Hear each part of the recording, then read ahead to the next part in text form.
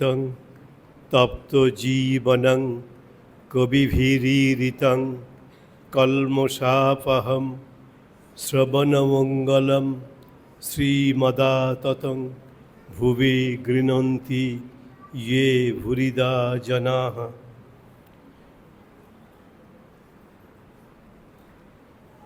অনেক দিন পরে কথামৃত ক্লাসে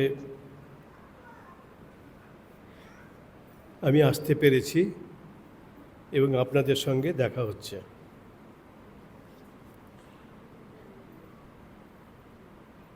আবার পরবর্তী যে কথামৃত ক্লাস সেটা কি হবে চয়ন?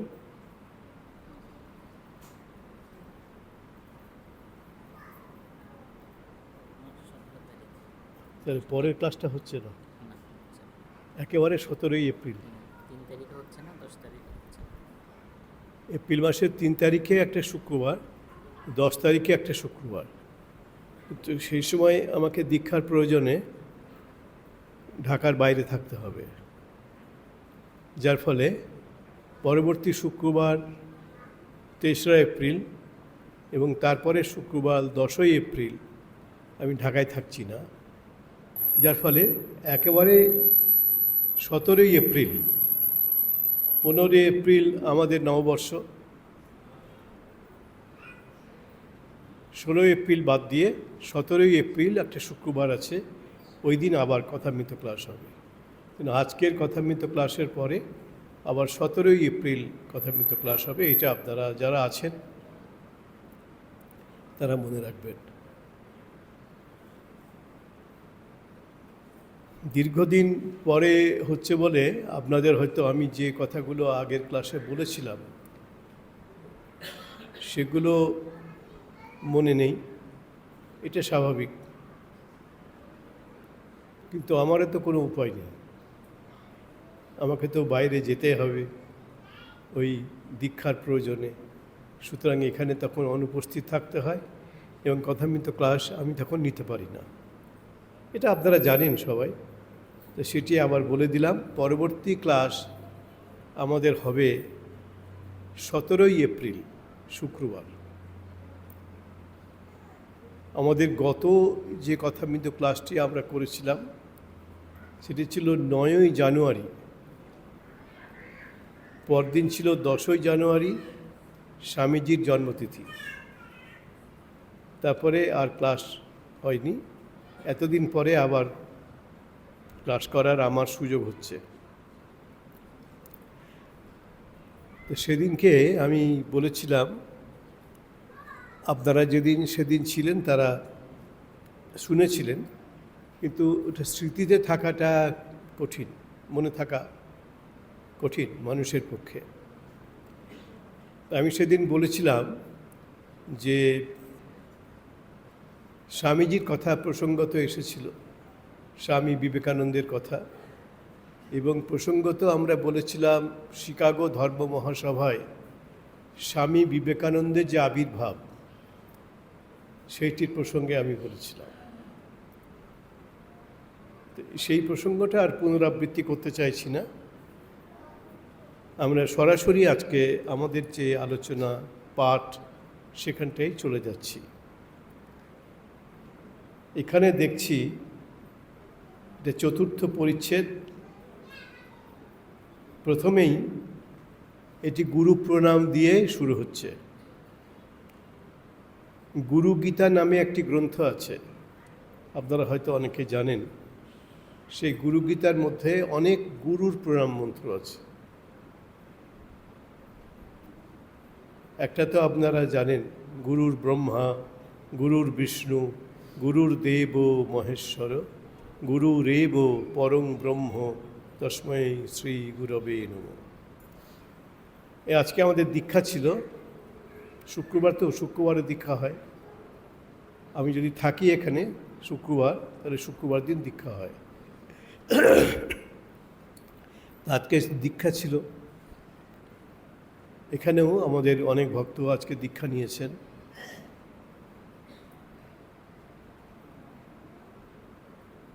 তো সেখানেও আমাদের এই গুরু প্রণাম মন্ত্র এসেছে প্রসঙ্গত। অনেক গুরুর প্রণাম মন্ত্র আছে গুরু গীতার মধ্যে,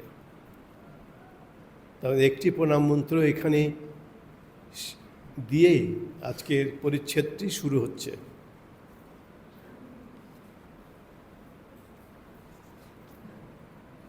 এই প্রণাম মন্ত্রটি যেটি এখানে আছে আজকে, সেটা হচ্ছে অজ্ঞান তিমিরান্ধস্য জ্ঞানাঞ্জন শলাকয়া চক্ষুরুন্মিলিতং ইয়েন তস্মৈ শ্রী গুরবে নমঃ।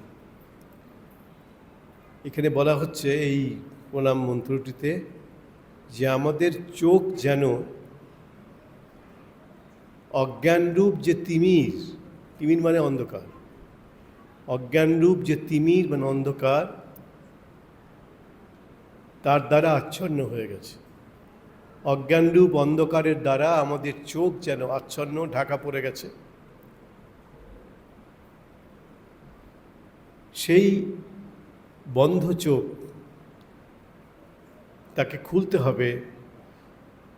আমাদের ছোটোবেলায় দেখেছি আমাদের মায়েরা, তখন তো এইসব এত বৈজ্ঞানিক প্রযুক্তি এত কিছু ছিল না, তখন মায়েরা ছোটদের, বাচ্চাদের, তাদের সন্তানদের চোখে কাজল দিতেন।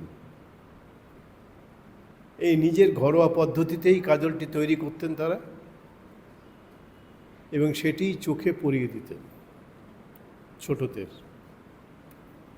তাতে বাচ্চাদের চোখ ভালো থাকতো, তাদের দেখতেও ভালো লাগতো, সৌন্দর্যও হতো, আবার হাইজিনের দিক থেকে, স্বাস্থ্যের দিক থেকে তাদের চোখটাও ভালো থাকতো। এক ধরনের অসুখ আছে, সে অসুখটার নাম হচ্ছে তিমির ব্যাধি। তিমির, তিমির মানে অন্ধকার, মানে এই ব্যাধি যাদের হয় তারা চোখে ভালো দেখে না। তখন ওই কাজললতার কাজল দিয়ে চোখটাকে ঠিক করতে হয়। আমাদের মায়েরা ছোটোবেলায় করতেন, এই দেশেও করতেন, ওই দেশেও করতেন। তখন তো দেশ একটাই ছিল। অবশ্য স্বাধীনতার পরে আমার জন্ম হয়েছে, তখন তো দেশ একটাই, যার ফলে ওই পদ্ধতি সব একই রকম। ওই মায়েদের পদ্ধতি, মারা যা পদ্ধতি অনুসরণ করতেন তাদের সন্তানদের গড়ে তোলার জন্যে, সেই একই পদ্ধতি ওই বাংলাতেও করতেন মায়েরা, এই বাংলাতেও করতেন। তো এই তিমির বলে একটি অসুখ, কেউ কেউ বলেন এই তিমির রোগ মানে হচ্ছে রাতকানা। এখন আর রাতকানা শোনা যায় না, এখন তো এত ডাক্তার বিশেষজ্ঞ সব পাওয়া যায়, সুতরাং রাতকানা আর দেখা যায় না, ভিটামিনের অভাবে হয়। তো অজ্ঞানরূপ তিমির দ্বারা আচ্ছন্ন যে আমাদের চোখ, সেই চোখটিকে ভালো করতে গেলে কাজল দেওয়া দরকার। সেই কাজল দিলে পরে ওই যে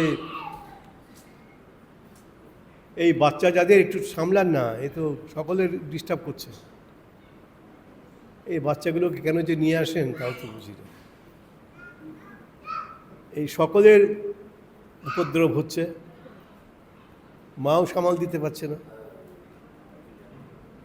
মায়েদের দোষ দেবো না, আমরাও তো আমাদের মায়ের কাছ থেকেই এসেছি, আমরাও হয়তো এরকম করতাম ছোটোবেলায়, সুতরাং মায়েদের দোষ দিয়ে লাভ নেই। তো যারা বাচ্চারা নিয়ে এসেছেন বাচ্চাদের, তাদের একটু সামলে রাখুন। তো সেই অজ্ঞানরূপ তিমির রোগে আচ্ছন্ন যারা মানুষ, তাদের ওই রোগ থেকে উদ্ধার করতে গেলে তাদের কাজল লাগাতে হবে চোখে, এবং সেই কাজলটি দিলে পরে যেমন ওই অজ্ঞানরূপ তিমির সেটাও যাবে, আবার যারা তিমির রোগে আচ্ছন্ন, রাতকানা রোগে আচ্ছন্ন, তাদের চোখটাও ঠিক হবে। তাই বলছেন অজ্ঞান তিমিরান্ধস্য জ্ঞানাঞ্জন শলাকয়া। অজ্ঞানরূপ তিমিরের দ্বারা আচ্ছন্ন যারা, তাদের চোখকে ঠিক করার জন্যে জ্ঞানরূপ অঞ্জন শলাকা মানে কাজললতা, ওই কাজল দরকার, জ্ঞানরূপ কাজল, ওইটা চোখে দিলে পরে ওই অজ্ঞানরূপ তিমির, অজ্ঞান অন্ধকার কেটে যাবে। সেই যে চোখটা বন্ধ হয়ে যায়, ওই যখন ওই রাতকানার রোগ হয়, তখন চোখটা বন্ধ হয়ে যায়, খুলতে পারে না রাত্রেবেলায়। দিনের বেলায় খোলা থাকে, রাত্রেবেলায় খুলতে পারে না, তখন ওই কাজললতার ব্যবহার করলে পরে তখন চোখটা খুলে যায়। তাই বলছেন, অজ্ঞান তিমিরান্ধস্য, অজ্ঞানরূপ তিমিরের দ্বারা আচ্ছন্ন যেসব আক্রান্ত ব্যক্তি, তাদের চোখটা খোলার জন্য কি করতে হবে? জ্ঞানাঞ্জন শলাকা। অঞ্জন শলাকা মানে কাজললতা, অঞ্জন শলাকা মানে কাজললতা, জ্ঞানরূপ অঞ্জন শলাকা দিয়ে চোখটা খুলতে হবে। অর্থাৎ জ্ঞান দরকার। এই যে জ্ঞানরূপ অঞ্জন শলাকা কার হাতে থাকবে? গুরুর হাতে থাকবে। গুরু এই জ্ঞান দানের মাধ্যমে যথার্থ জ্ঞান মানুষকে দিয়ে ওই অজ্ঞানরূপ অন্ধকার থেকে তাদেরকে রক্ষা করেন, উদ্ধার করেন। গুরু রক্ষা করেন, জ্ঞানরূপ অঞ্জন শলাকা দিয়ে তাদের এই রক্ষা করে অসুখটা দূর করে দেন। তাই বলছেন, অজ্ঞান তিমিরান্ধস্য জ্ঞানাঞ্জন শলাকয়া চক্ষুরুন্মিলিতং যেন, যার দ্বারা এই চোখটা খোলা হয়, উন্মিলন করা হয়, তস্ময়ী সেই গুরুকে প্রণাম করি। তস্ময়ী শ্রী গুরবে নমো। নমো মানে হচ্ছে প্রণাম করা। প্রণাম কথাটার সঙ্গে প্রপূর্বক নম ধাতু যুক্ত হয়েছে। নম ধাতু মানে নমস্কার করা, প্রণাম করা, আর একটা উপসর্গ। অনেক উপসর্গ আছে আমাদের ব্যাকরণে, সংস্কৃত এবং বাংলাতে। সেই তার মধ্যে একটি উপসর্গ হচ্ছে এই উপসর্গ মানে হচ্ছে প্রকৃষ্ট। তাহলে প্রণাম মানে হচ্ছে এমনই নত হওয়া গুরুজনদের কাছে বা গুরুর কাছে, যেটা হবে প্রকৃষ্টভাবে নত, একেবারে নত, অর্থাৎ সাষ্টাঙ্গে প্রণাম করা। আমাদের বাংলাদেশের লোকেরা বলে অষ্টাঙ্গে প্রণাম করা। বাংলাদেশের লোকদের অনেক কথার মধ্যে অনেক রকম আছে, যেগুলো আমরা ওই বাংলাতে ওটা ব্যবহার করি না। এখন স্বামী বিবেকানন্দ বলছেন, আগামী দিনের ব্যাকরণ কলকাতাকে অনুসরণ করবে। তখন তো বাংলা ভাগ হয়নি, দেশও ভাগ হয়নি।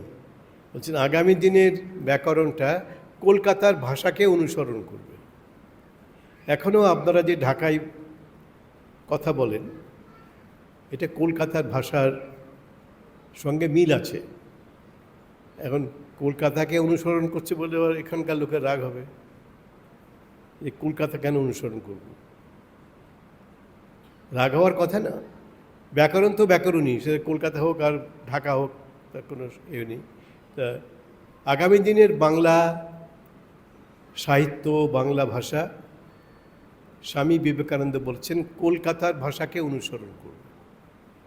এখন দেখুন, আপনারা যে ভাষা এখানে ব্যবহার করেন ঢাকাতে, কলকাতায় যে মানুষ কথ্য ভাষা ব্যবহার করে কথা বলার সময় একই ভাষা,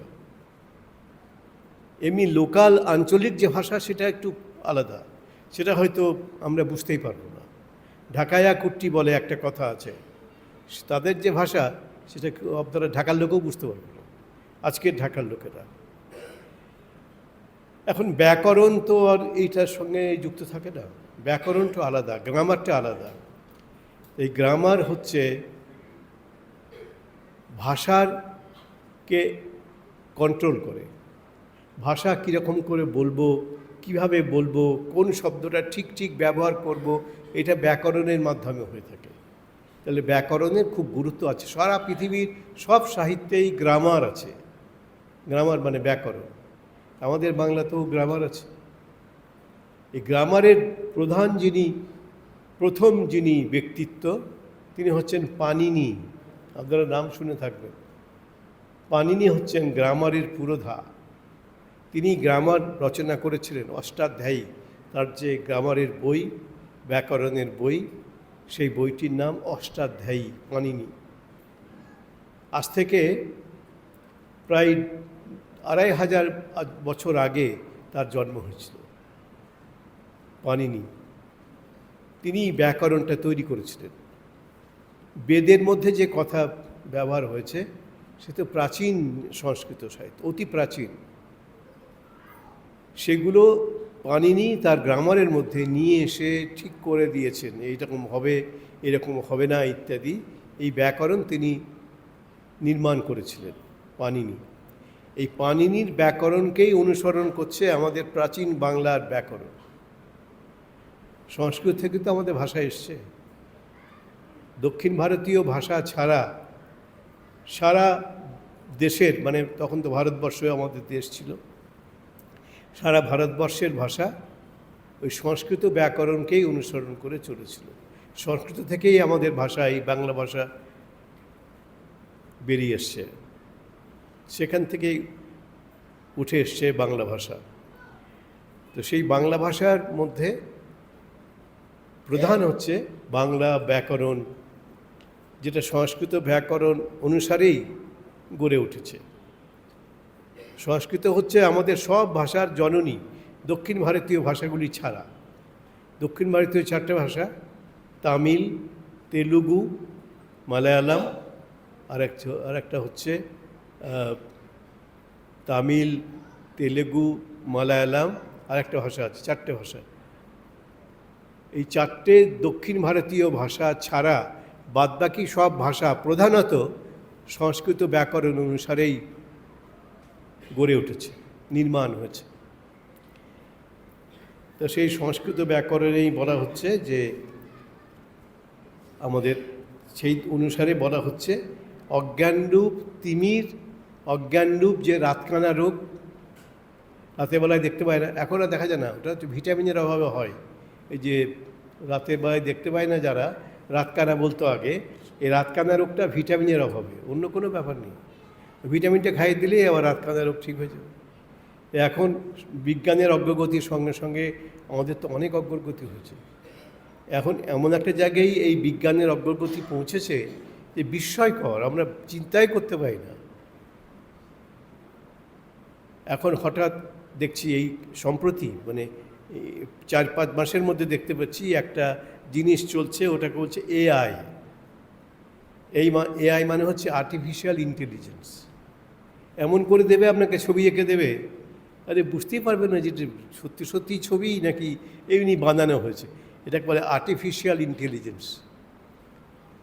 একদম পারফেক্ট ছবি করে দেবে, কিন্তু ওটা আঁকা ছবি, ফটোগ্রাফ নয়।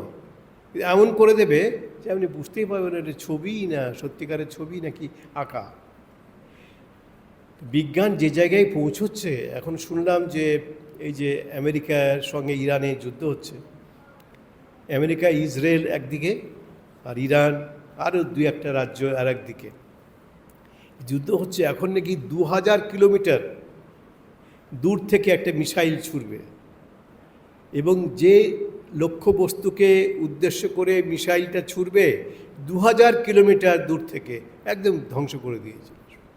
পারফেক্ট, একদম এমন হিসেব, এমন অঙ্ক করে পাঠাচ্ছে, 2000 কিলোমিটার দূর থেকে লক্ষ্য করে তাকে মেরে দিচ্ছে, একটা দেশকে, একটা জাতিকে, সভ্যতাকে ধ্বংস করে দিচ্ছে। একটা ভয়ঙ্কর জায়গায় আমরা পৌঁছে গেছি। আপনাদের বাড়িতে যদি গ্যাসের রান্না হয় তাতে সমস্যা আছে। বাংলাদেশে তবু তিতাস গ্যাস আছে রক্ষে, আমাদের সিলেটেও একটা গ্যাসের জায়গা পাওয়া গেছে, সেখান থেকেও আমরা গ্যাস পাচ্ছি। কিন্তু বাংলাদেশ তবু ভালো আছে, এই গ্যাসের আমরা পেয়েছি বলে, গ্যাসের ভান্ডার পেয়েছি বলে। কিন্তু অনেক জায়গায় এই গ্যাসের জন্য সব বন্ধ হয়ে যাচ্ছে। আপনারা হয়তো শুনেছেন যে কলকাতায় মায়ের বাড়িতে এই দুপুরের প্রসাদ দেওয়াটা বন্ধ। তো 17 তারিখ পরবর্তী পাঠ হবে 17ই এপ্রিল, পয়লা বৈশাখের পরে, এটা মনে রাখবেন। এই গ্যাসের অভাবে হয়তো আপনাদেরও সমস্যা হচ্ছে। এই যেমন মায়ের বাড়ি, কলকাতার মায়ের বাড়িতে প্রতিদিন ভক্তরা প্রসাদ পায়, ওটা এখন বন্ধ, অনির্দিষ্টকালের জন্য বন্ধ হয়েছে। কিন্তু বেলুড় মঠ বোধহয় এখনও চালিয়ে যাচ্ছে। ওরা অন্যরকম বিকল্প ওদের কাছে আছে বলে ওরা চালাচ্ছে, কিন্তু বেশি দিন পারবে না। সব জায়গাতে এই গ্যাসের সমস্যা হয়ে যাচ্ছে। বিজ্ঞানের এত উন্নতি, এত অগ্রগতি, যার ফলে আমরা এমন জায়গায় পৌঁছে যাচ্ছি যে আমাদের আর কিছু করতেই হবে না। এই যুদ্ধের সময় যে কী হবে আমরা বলতে পারছি না। এই আজকেই আমি একটু চিন্তা করছিলাম যে আমাদের এই দীক্ষা টিক্ষা হলে ভক্তরা তো অনেক থাকেন, আজকে যেমন দীক্ষা ছিল, এমনিতে রোজই কিছু ভক্ত আমাদের এখানে এসে দুপুরে প্রসাদ নেন, কিন্তু এই দীক্ষার সময় তো যারা দীক্ষা নেবেন তারা প্রসাদ নেবেন, তাদের সঙ্গে তাদের বাড়ির লোকজন আসবে, বেশ একটা বড় সংখ্যা হয়ে যায় এই দীক্ষার দিনে প্রসাদের জন্য। আমাদের চিন্তা হচ্ছিল যে গ্যাসের জন্য আমরা সবাইকে রান্না করে খাবার দিতে পারবো কিনা। তো যাই হোক, আমাদের তো আজকে হয়ে গেল, দীক্ষা ছিল, সমস্যা এখনও পর্যন্ত হয়নি, এটা ঈশ্বরের ইচ্ছে। আপনাদের বাড়িতেও সমস্যা হতে পারে এই গ্যাস যদি না থাকে। তা আমি ঠাকুরের কাছে প্রার্থনা করি, ভগবানের কাছে, যে আপনাদের বাড়িতে যেন গ্যাসের সমস্যা না হয়। এখন অনেকে আবার সেই পুরনো কাঠকয়লাতে চলে যাচ্ছে, ঘুঁটের উনুন তাতে চলে যাচ্ছে, তাতে গ্যাস না লাগে। দেখুন, সভ্যতার এত বিস্তার হলো, আমাদের কত অগ্রগতি হলো, কিন্তু আমরা সেই ঘুরে ফিরে আবার সেই আগের জায়গায় চলে যাচ্ছি, সেই প্রস্তর যুগের মানুষের মতো আমরা সেই চলে যাচ্ছি। আইনস্টাইন, বিখ্যাত বৈজ্ঞানিক, তিনি বলছেন এই দিনটা আসছে, খুব বেশি দেরি নেই। আইনস্টাইন তো এই কিছুদিন আগের লোক, বলছেন এরপরে যে দিনটা আসবে সেদিন মানুষের সঙ্গে মানুষের যে লড়াই হবে, কী নিয়ে লড়াই হবে? তখন তো এই সব মারণাস্ত্রের আবিষ্কার হয়ে যাচ্ছে। এই মারণাস্ত্র তো সবাই ব্যবহার করতে পারবে না, রাষ্ট্র, বড় বড় রাষ্ট্র ব্যবহার করতে পারবে, সাধারণ মানুষ তখন পাথরের অস্ত্র নিয়ে লড়াই হয়। সেই জন্য প্রস্তর যুগে আমরা ফিরে যাব, সেই আদিকালের প্রস্তর যুগ, যখন পাথরের অস্ত্র ব্যবহার করতো মানুষ, সেই সময় হয়তো সেখানে ফিরে যাব। জানি না কী দাঁড়াবে, ভগবান জানেন। তবে দিন যে খুব সুবিধের আসছে না আমাদের, সেটা বুঝতে পারছি। এখন যে যুদ্ধ যে পর্যায়ে চলে যাচ্ছে, সেখানে যে কোনো সময় এই আমাদের বাংলাদেশও তার ফলভোগী হবে। পৃথিবীর কোনো দেশ বাদ থাকবে না। আমরা সবাই ভয় পাচ্ছি যে তৃতীয় মহাযুদ্ধ, দ্বিতীয় মহাযুদ্ধ হয়ে গেছে, বীভৎস একটা যুদ্ধ, কত মানুষের, কত জনপদ ধ্বংস হয়ে গেছে, কত মানুষ পঙ্গু হয়ে গেছে। এখন আবার এই তৃতীয় মহাযুদ্ধ তো আরও ভয়ঙ্কর, আরও উন্নত অস্ত্রশস্ত্র নিয়ে যুদ্ধ করছে, এবং কি হবে কে জানে। মুসলিম দেশের সঙ্গে মুসলিম দেশের যুদ্ধ হয়ে যাচ্ছে। এমনিতে আমেরিকা, ইসরায়েল ইহুদি, ছোট্ট একটা দেশ, দেশ, কিন্তু ভয়ানক বুদ্ধি ওদের। ওরা হচ্ছে ইহুদি, ভয়ানক বুদ্ধি। যীশুখ্রিস্ট কিন্তু ইহুদি ছিলেন, যীশুখ্রিস্ট কিন্তু ও দেশের লোক ছিলেন না, উনি ইহুদি ছিলেন। এই জর্ডন, লেবানন, এসব জায়গার মানুষ ইহুদি, ওদের ভীষণ বুদ্ধি। ইসরায়েল একটা খুব ছোট্ট দেশ, তো ভীষণ বুদ্ধি ওদের, ভীষণ বুদ্ধি। মানে আমেরিকার এত শক্তি, এত ক্ষমতা, তাও কে কায়দা করতে পারছে না। ওই ছোট্ট দেশটি একাই লড়ে যাচ্ছে। অবশ্য এখন আমেরিকা ওর পাশে আছে, লড়াই করছে, কিন্তু এই যে লড়াইটা যে আমাদের কোথায় নিয়ে যাবে আমরা নিজেরাই বুঝতে পারছি না। যে ধ্বংসলীলা, ভগবানের কাছে প্রার্থনা করি যেন শান্তি ফিরে আসে, মানুষ যেন নিজেদের এই ভয়ঙ্কর আগ্রাসন থেকে নিজেকে ফিরিয়ে রাখে, এটি ঈশ্বরের কাছে প্রার্থনা করি। আপনারাও সবাই যেন ভালো থাকুন। আপনাদের তো অনেকের পরিবারের লোক বিদেশে আছে, হয়তো মধ্যপ্রাচ্যে আছে, মিডল ইস্টে আছে, তাদের কি অবস্থা হচ্ছে কে জানে। সবারই একটা আতঙ্কের মধ্যে আমরা দিন কাটাচ্ছি, খুব ভালো দিন, আনন্দের দিন, সুখের দিন আমরা কাটাতে পারছি না। সবারই একটা আতঙ্ক, ভয়, কখন কি হয়ে যায়, কখন বাংলাদেশের ওপরে এই আক্রমণের প্রভাবটা এসে পড়ে, জানি না কি হবে। আপনারা ভালো থাকুন, এটাই ভগবানের কাছে আমাদের প্রার্থনা থাকবে।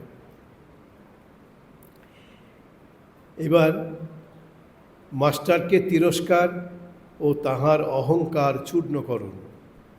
মাস্টারমশাই নিজেই লিখছেন। কথামৃতকার তো তাকে আমরা মাস্টারমশাই বলি, মাস্টার বলি, শ্রীরামকৃষ্ণ ওকে মাস্টার বলতেন। এখানে বড় বড় করে নিজেই লিখছেন মাস্টারকে তিরস্কার। শ্রীরামকৃষ্ণের সঙ্গে প্রথম দেখা হয়েছে, তারপরে এটা কন্টিনিউ হচ্ছে, বলছে মাস্টারকে তিরস্কার। শ্রীরামকৃষ্ণ মাস্টারকে মানে শ্রীমকে তিরস্কার করছেন এবং এখানে বলছেন তাহার অহংকার চূর্ণ করো। তার মধ্যে যে অহংকার ছিল সেই অহংকারকে তিনি চূর্ণ করে দিলেন শ্রীরামকৃষ্ণ। এই যে চূর্ণ করার ব্যাপারটা, এটা তো শ্রীরামকৃষ্ণ বিশ্বাসী ছিলেন না। চূর্ণ করা মানে ধ্বংস করা। শ্রীরামকৃষ্ণ ধ্বংসে বিশ্বাসী ছিলেন না, তিনি গঠনে বিশ্বাসী ছিলেন, গড়াই বিশ্বাসী ছিলেন, ক্রিয়েশনে বিশ্বাসী ছিলেন, সৃষ্টিতে বিশ্বাসী ছিলেন, ধ্বংসে বিশ্বাসী ছিলেন না। এখন একটা কথা তো বলতে হবে, সেজন্য বলছেন অহংকার চূর্ণ করুন। মাস্টারমশাইয়ের যে অহংকার ছিল, তিনি শিক্ষিত মানুষ, মূর্খ মানুষ নন, শিক্ষিত, লেখাপড়া শিখেছেন, কলেজে পড়ান, তিনটে স্কুলের একসঙ্গে headmaster, morning shift, day shift, evening shift, এই তিনটে শিফটে মাস্টারমশাই তিনটে স্কুলে হেডমাস্টারগিরি করেছেন। আবার এই ফাঁকে রিপন কলেজে, এখনকার সুরেন্দ্রনাথ কলেজ কলকাতায়, সেখানে আবার অধ্যাপনাও করেছেন। জ্ঞানী মানুষ, জ্ঞানী মানুষের অহংকার জ্ঞানের জন্য হয়, সেটাকে শ্রীরামকৃষ্ণ তো জ্ঞান লেখাপড়া শেখেননি, কিন্তু এমন করে ভাঙবেন মাস্টারমশাইয়ের অহংকারটা, সেটা মাস্টারমশাই নিজেই বলে দিচ্ছেন। লিখবেন, আপনারা আস্তে আস্তে দেখতে পাবেন। বলছেন মাস্টারকে তিরস্কার, মাস্টারকে বকলেন এবং তার অহংকার চূর্ণ করুন। শ্রীরামকৃষ্ণ মাস্টারের প্রতি, তোমার কি বিবাহ হয়েছে? এটা 30 বছরের যুবক, শিক্ষিত যুবক, হেডমাস্টার প্লাস তিনি আবার কলেজেও পড়ান, শিক্ষিত মানুষ, জ্ঞানী মানুষ। শ্রীরামকৃষ্ণ বলছেন তোমার কি বিবাহ হয়েছে? মাস্টার আজ্ঞে হ্যাঁ। এটা বেশ সহজভাবে বলেছেন, আজ্ঞে হ্যাঁ, বিয়ে হয়েছে। শ্রীরামকৃষ্ণ শিহরিয়া, আপনারা ঘবরাবেন, আপনারা যা করছেন চালিয়ে যান, কোনো অসুবিধা নেই। শ্রীরামকৃষ্ণ কিন্তু শিউরে উঠলেন, এই যে বিবাহ হয়েছে শুনেই শ্রীরামকৃষ্ণ, তিনিও তো বিবাহ করেছেন। তার বিবাহ আর আমাদের মানুষের, সাধারণ মানুষের বিবাহ একেবারে আলাদা, অপোজিট। শ্রীরামকৃষ্ণ বিবাহ করেছেন, কিন্তু স্ত্রীর সঙ্গে কোনো জাগতিক সম্পর্ক রাখেননি। তাতে কিন্তু স্ত্রীর সঙ্গে সম্পর্ক নষ্ট হয়নি। এই যে এখন দেখবেন বিবাহ বিচ্ছেদ, এগুলো তো খুব টাটকা খবর, এগুলো বিবাহ বিচ্ছেদ। এখন নিউজে, খবরের কাগজে বিবাহ বিচ্ছেদ একটা খবর। কেন বিবাহ বিচ্ছেদ হচ্ছে? মানে আমাদের হাসি পায়। বলছে রাত্রেবেলায় স্বামী নাক ডাকে, সেজন্য স্ত্রী বিবাহ বিচ্ছেদ চাইছে। এখন এই নাক ডাকার জন্য বিবাহ বিচ্ছেদ, এটা আমরা ভাবতেই পারি না। এখন নাক তো অল্প বিস্তর সব পুরুষ মানুষই ডাকে। আবার শুনেছি, আমি ঠিক বলতে পারবো না, মেয়েরাও নাকি ডাকে, মেয়েদেরও নাকি ডাক ডাকে। সেটা মেয়েরা বুঝতে পারবেন, আমি জানি না। আমি শুনেছি মেয়েরাও নাকি কেউ কেউ নাক ডাকে। আর পুরুষদের তো প্রায় অধিকাংশই নাক ডাকা আছে। এখন নাক ডাকার জন্যে স্ত্রী স্বামীকে বিবাহ বিচ্ছিন্ন করে দিচ্ছে, না ওর সঙ্গে থাকতে পারবো না, রাত্রে ঘুমোতে পারি না, নাক ডাকার ঠেলায়। আমি কিছুদিন আগে আমাদের একজন সাধুকে, ডাক্তারবাবু, আমাদের রামকৃষ্ণ মিশন সেবা প্রতিষ্ঠান কলকাতা, তিনি ওকে বললেন আপনার একটা অসুখ আছে। তিনি কিন্তু জানতেন না অসুখটা কী। ডাক্তারবাবু দেখেছেন তখন তিনি ঘুমোচ্ছেন, তখন কিছুক্ষণের জন্যে শ্বাসটা বন্ধ হয়ে যাচ্ছে। তিনি ঘুমিয়ে আছেন, কিন্তু কিছুক্ষণের, অল্পক্ষণের জন্য, হয়তো 1 মিনিট 1.5 মিনিট হয়তো হবে, শ্বাসটা পড়ছে না। এটা যদি একটু দীর্ঘস্থায়ী হয়ে যায়, ওই শ্বাসটা পড়ছে না, যদি আরও 15-20 মিনিট হয়ে যায়, তাহলে কিন্তু মৃত্যু। ডাক্তারবাবুরা দেখেছেন, এই জন্য একটা মেশিন তারা বের করেছেন। ওই আমাদের মহারাজকে, একজন মহারাজকে তিনি ওই মেশিনটা দিয়েছেন। সেই মেশিন এরকম বেঁধে টেঁধে রাখতে হয়, এবং তাতে ওই যে শ্বাসটা পড়ছে না, ওটা উনি কম্পেনসেট করে দেন, উনি ঠিক করে দেন, মানে ওই মেশিনটা ঠিক করে দেয়, মেশিনটাই আবার শ্বাসটা বের করে দেয়, যার ফলে তার মৃত্যু হয় না। নাহলে মৃত্যু হতে পারতো অনেক মানুষের। স্লিপ অ্যাপনিয়া বলে, এই অসুখটাকে বলে স্লিপ অ্যাপনিয়া। এখানে যদি কোনো ডাক্তার থাকেন তিনি জানবেন স্লিপ অ্যাপনিয়া। তো এখন এই সাধারণ এই স্লিপ অ্যাপনিয়া আমাদের দেশে তো, মানে আমাদের দেশে না, আগে প্রাচীনকালে এই কিছুদিন আগে পর্যন্ত এইসব নিয়ে মাথায় কামাতো না। নাক ডাকছে, কী ডাকছে, ও ছেলে মানুষ, পুরুষরা নাক ডাকে, ওটা মেনেই নিত মানুষ। এখন নাক ডাকার জন্যে আজকালকার শিক্ষিত মেয়েরা স্বামীকে ত্যাগ করে দিচ্ছে নাক ডাকার কারণে। আবার যদি স্ত্রী আবার নাক ডাকে তাহলে পুরুষও বাদ দিতে পারে, পুরুষও তাকে ত্যাগ করতে পারে। এখন তো ছলছুতার কোনো অভাব নেই, ছলছুতা, ছুতনাতা করে একটা কিছু গোলমাল করে দিচ্ছে। এই যে আমাদের জীবনে এমন কৃত্রিমতা আসছে, আমরা এখন এমন জায়গাতে চলে যাচ্ছি, কেউ কাউকে সহ্য করতে পারছি না, সকলেই স্ব-প্রধান। এখন সবাই লেখাপড়া শিখছে, মেয়েরাও শিখছে।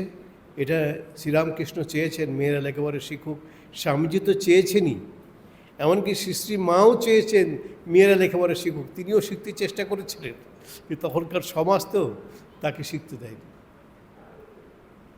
তিনি তখন 1 পয়সায় একটা বর্ণ পরিচয় ঈশ্বরচন্দ্র বিদ্যাসাগরের কিনে, তখন ওই বাংলা এই বাংলা সব বাংলাতেই ঈশ্বরচন্দ্র বিদ্যাসাগরের বর্ণ পরিচয় যখন চলত, তো মা একটা 1 পয়সা দিয়ে একটা বর্ণ পরিচয় কিনেছেন ঈশ্বরচন্দ্র বিদ্যাসাগরের।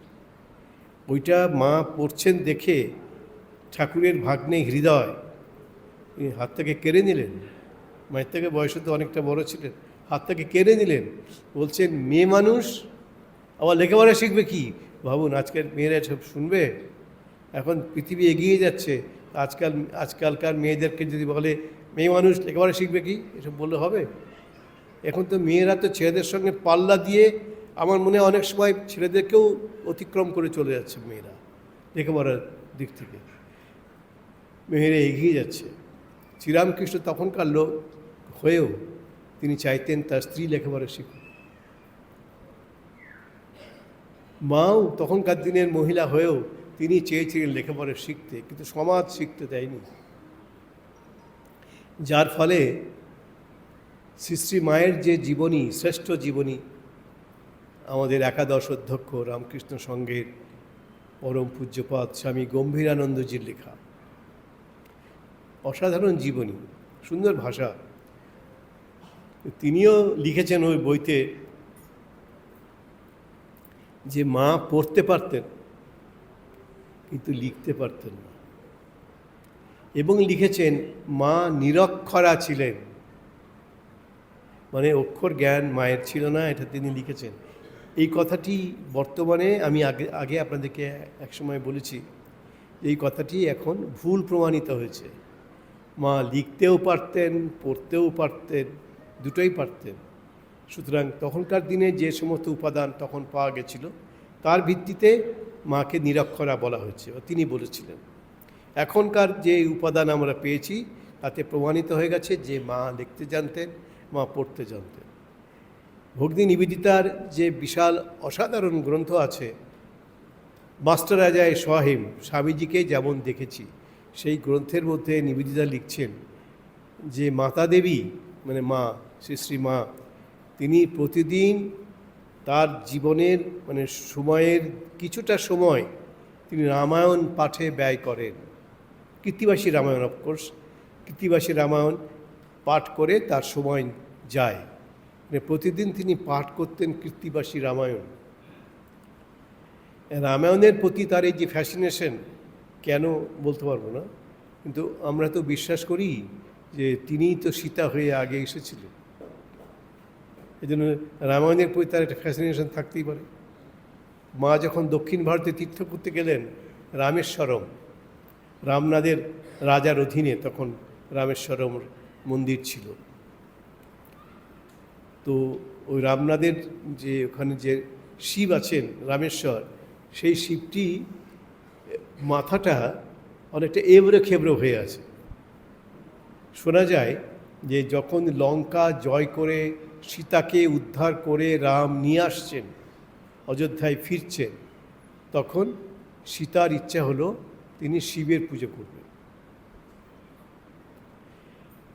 এবং রাম তার ব্যবস্থা করলেন, শিবকে পুজো করবেন, সীতা ব্যবস্থা করলেন। এবং সেই মুহূর্তে শিবলিঙ্গ পাওয়া যাচ্ছে না। কারণ হনুমান তো আপনারা জানেন, হনুমান তো বলা মাত্রই কি বলার আগেই সব কাজ করে দেন। তো রাম ওর দিকে তাকালেন, হনুমানের দিকে, যে একটা শিবলিঙ্গ চাই, সীতা পুজো করতে চান। হনুমান এক লাফে, হনুমানের পক্ষেই সম্ভব, চলে গেলেন কাশীতে, আজকের বারাণসীতে চলে গেলেন। গিয়ে একটা ওখান থেকে একটা শিবলিঙ্গ নিয়ে তিনি আসছেন। সেই কোথায় বারাণসী আর কোথায় আমাদের দক্ষিণ ভারতের শেষ সীমা, সেখানটাই রামনাথ, রামেশ্বরম, সেখানে নিয়ে আসছেন। ইতিমধ্যে যারা আমাদের ঋষি মুনিরা ছিলেন, অগস্ত্য ঋষি ছিলেন, তারা সব বলছেন যে শুভ সময়টা পার হয়ে যাচ্ছে, শিব প্রতিষ্ঠার শুভ সময় ওটি পার হয়ে যাচ্ছে, অপেক্ষা করা যাবে না। রামকে বলা হলো, রাম তখন ওই যে সীতা, যে এই ফাঁকে সীতা খেলার ছলে বালি দিয়ে একটা শিবমূর্তি তৈরি করছেন, শিবলিঙ্গ তৈরি করছেন বালি দিয়ে। তো রাম তখন ওই সীতার তৈরি করা শিবলিঙ্গ বালি দিয়ে তৈরি, ওটাকে বসিয়ে দিলেন, প্রতিষ্ঠা করলেন। ওই জন্য ওর নাম রামেশ্বর, রাম প্রতিষ্ঠা করেছিলেন। আসলে সীতার প্রতিষ্ঠা বলা হয়, সীতার ইচ্ছাতেই তো হয়েছে। তো আমি যখন মা গেলেন, রামনাথের মহারাজার স্বামীজির শিষ্য ছিলেন তখন, অবশ্য রামনাথের স্বামীজির শিষ্য তখন আর নেই, তার ছেলে রাজশেখর, রামনাথের রাজা, তিনি সব ব্যবস্থা করে দিলেন মায়ের রামনাথের মন্দিরে পুজো করার জন্য। ওই যে বালি দিয়ে তৈরি শিবলিঙ্গ, সেজন্যে ওখানে তো আপনি জানেন, শিব পুজো করতে গেলেই আমরা ওই শিবের মাথাতে বেল ফাটাই, ভয়ঙ্কর একটা ব্যাপার। শিবের মাথা যাকে ভগবান বলছে, তার মাথা দিয়ে ফাটাস করে একটা বেল ফাটিয়ে দিই। বেল তবু তো ফেটে গেল, নারকোল ফাটায় ওর মধ্যে। এখন এই নারকোল যদি ফাটাই, তাহলে তো ওই যে বালি দিয়ে তৈরি শিব, ওর কী অবস্থা হবে। সেজন্য ওখানে শিবলিঙ্গের উপরে একটা সোনার মুকুট বসানো আছে, এই আদিকাল থেকেই বসানো আছে, যাতে কেউ নারকেল ডাব কিছু ফাটাতে না পারে। এখন মা যখন গেলেন, তো রামনাথের রাজা বলে দিলেন, আমার গুরুর গুরু এসেছেন, তিনি পুজো করবেন, সুতরাং ওই শিবলিঙ্গের উপরে যে সোনার মুকুটটা আছে ওটা সরিয়ে দাও, ওটা সরিয়ে দাও। উনি অরিজিনাল যে শিবলিঙ্গ আছে, যেটা রাম বা সীতা পুজো করেছিলেন, সেই শিবলিঙ্গেই তিনি পুজো করবেন। ওদেরই আন্ডারেই রামেশ্বর মন্দির, এই মুকুটটা খুলে দেওয়া হলো। মা এখন অরিজিনাল যে শিবলিঙ্গ, যেটা সীতাদেবী প্রতিষ্ঠা করেছিলেন, সেই শিবলিঙ্গটাকে পুজো করছেন। তো এবারে ক্ষেত্রেও আছে, বালি দিয়ে তৈরি, তো মা পুজো করছেন। পুজো করতে করতে হঠাৎ বলে উঠেছেন, যেমনটা রেখে গেছিলাম তেমনটাই আছে। সবাইকে শোনানোর জন্য বলেননি, অস্ফুটে বলে ফেলেছেন, মানে কথাটা বেরিয়ে গেছে, যেমনটা রেখে গেছিলাম তেমনটাই আছে। মানে সেই অরিজিনাল শিবলিঙ্গ, যেটাকে শিবকে পুজো করেছিলেন সীতা দেবী এবং রামচন্দ্র, সেই শিবলিঙ্গটাই তিনি পুজো করছেন। বলছেন, যেমনটা রেখে গেছিলাম তেমনটি আছে। বাল্মীকি রামায়ণে এই কাহিনীটি নেই, রামচন্দ্র এসে শিবের পুজো করছেন। আমাদের যেটা বাংলা রামায়ণ, কীর্তিবাসী রামায়ণ, তার মধ্যে আছে যে রামচন্দ্র শিবের পুজো করছেন ওই রামেশ্বরমে। কিন্তু ওই যে মা বললেন, যেমনটা রেখে গেছিলাম তেমনটি আছে, মানে ওই যে একটু উঁচু নিচু এবড়ো খেবড়ো, ওই এখন মুকুটটা খুলে দিয়েছে, তো সোনার মুকুটটা খুলে দিয়েছে, উনি অরিজিনাল শিবলিঙ্গটা পেয়েছেন, হাত দিয়ে দেখছেন যে এবড়ো খেবড়ো, যেমনটা রেখে গেছিলাম তেমনটি আছে। এইটা আমি যখন প্রথম দেখলাম, এই যে শতরূপে সারদা বলে যে গ্রন্থটি, বিখ্যাত গ্রন্থ, এখন খুব জনপ্রিয়, বহু বছর ধরে, 1985 সাল থেকে এখন পর্যন্ত, মানে ওদিকে 15 বছর, এদিকে 25 বছর, 40 বছর ধরে ওই শিবলিঙ্গের কথা আমরা দেখছি, শুনছি। তো ওই যে বলছেন যেমনটা রেখে গেছিলাম তেমনটিই আছে, তার মানে ইতিহাসটা কি? আমি বাল্মীকি রামায়ণে এটা নেই, কীর্তিবাসী রামায়ণে আছে, কিন্তু এই যে শিব পূজা করেছিলেন, বালির তৈরি শিব, সীতা পূজা করেছেন, এইসব কাহিনী নেই কীর্তিবাসী রামায়ণে। আমি তখন ওই শতরূপে সারদার মধ্যে একটি প্রবন্ধ আছে আমারই লেখা, সীতারূপে, সীতারূপিণী মা সারদা, এই প্রবন্ধটি আছে আমারই লেখা, অনেক বছর আগে, প্রায় 40 বছর আগে লিখেছিলাম। আমি খুঁজতে শুরু করলাম যে কোথায় আছে যে শিব প্রতিষ্ঠা সীতা দেবী রামচন্দ্র করেছিলেন রামেশ্বরে, কোথাও পাচ্ছি না। খুঁজতে খুঁজতে স্কন্দ পুরাণ বলে একটি পুরাণ আছে, প্রধান পুরাণগুলোর মধ্যে 18টা পুরাণ, তো প্রধান পুরাণ, তার মধ্যে একটি হচ্ছে স্কন্দ পুরাণ। সেখানে পেলাম এই কাহিনীটা, সীতা দেবী ওই বালির তৈরি শিব পুজো করেছিলেন, এবং সেটিকে এখন ওই সোনার মুকুট দিয়ে ঢেকে রাখা হয়, যাতে ওটাকে কেউ বেল ফাটাতে না পারে, ওটার ওপরে ডাবটা ফাটাতে না পারে, সেই জন্যে সোনার মুকুট দিয়ে ওটা ঢাকা থাকে। তো ওটা স্কন্দ পুরাণে পেলাম যে সীতা দেবী এইভাবে ওটাকে পুজো করেছিলেন, নিজে বালির শিব তৈরি করে। মা ওটা দেখেই হাত দিয়েই প্রথমেই ছুঁয়েছেন, ছুঁয়েই বলছেন যেমনটি রেখে গেছিলাম সেই কোন কালে তেতা যুগে তেমনটি আছে। আমরা তো ওই মূল শিবলিঙ্গকে দেখতে পাই না, মাকে দেখতে দেওয়া হয়েছিল, রামনাথের রাজা এটার ব্যবস্থা করে দিয়েছিলেন। তো মা দেখেই বলছেন যেমনটি রেখে গেছিলাম তেমনটি আছে, অর্থাৎ সেই অরিজিনাল শিবলিঙ্গ মা যেটা তৈরি করেছিলেন বালি দিয়ে, সেটাই ওখানে রাখা আছে, এবং ওটা সোনার মুকুট দিয়ে ঢাকা থাকে।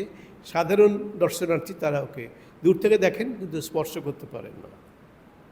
কিন্তু মাকে দেয়া হয়েছিল, মা দেখেই বললেন যেমনটি রেখে গেছিলাম তেমনটি আছে। তার থেকে বোঝা যাচ্ছে যে মাই হচ্ছেন সীতা। একজন রামায়ণ পড়ে শোনাচ্ছেন মাকে, তো মা বলছেন এবারের রামায়ণ অনেক বড়। রামায়ণ পাঠ করে মাকে শোনানো হচ্ছে, মা বলে উঠলেন এবারের রামায়ণ অনেক বড়। এবারের রামায়ণ মানে তাদের যে কাহিনী, রামকৃষ্ণ, মা সারদা, এদের যে কাহিনী, এটা হচ্ছে এবারের রামায়ণ, এটা অনেক বড়, এটা অনেক গুরুত্ব, অনেক বেশি প্রভাব, সারা পৃথিবী জুড়ে এখন রামকৃষ্ণ বিবেকানন্দের ভাব তো প্রসারিত হয়েছে। বলছেন এইবারের রামায়ণ অনেক বড়, মা বলে ফেললেন। তো আসলে আমার কি হয়ে যায়, এইসব প্রসঙ্গ এত আসে এবং সেগুলো বলতে বলতে কথামৃতের মধ্যে আর ঢুকতে পারছি না, কথামৃতের মূল কথামৃতের মধ্যে আর ঢোকাই যাচ্ছে না। এই কতদিন হয়ে গেল আমরা এখনও আজকেও ঢুকতে পারলাম না। আসলে এই সব উপাখ্যানগুলো, কাহিনীগুলো চলে আসছে, ইংরেজিতে বলে এপিসোড, এসব এপিসোড কাহিনীগুলো এসে যাচ্ছে, তখন আর ওইগুলো চলে যাচ্ছে, তাতে কিছু যায় আসে না।